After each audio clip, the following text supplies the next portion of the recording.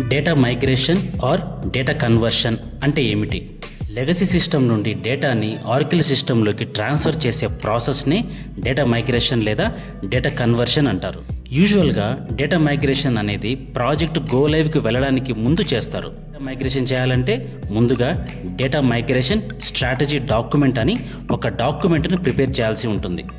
ఆ డాక్యుమెంట్లో migration steps ఎలా follow అవ్వాలి అని ప్రిపేర్ చేస్తాం. ఇందులో ఎప్పుడు డేటా మైగ్రేట్ చేయబోతున్నాము, ఎలా మైగ్రేట్ చేయబోతున్నాము, ఏ బ్యాలెన్సెస్ మైగ్రేట్ అవుతాయి, ఎంట్రీస్ ఏమేమి వస్తాయి, ఆ ఎంట్రీస్ ఇంపాక్ట్ను మనం ఎలా నల్లిఫై చేస్తాము అనే ఇన్ఫర్మేషన్ కంప్లీట్గా డాక్యుమెంట్లో ప్రిపేర్ చేసి మనం బిజినెస్కి ఎక్స్ప్లెయిన్ చేసి సైన్అప్ చేసుకుంటాం.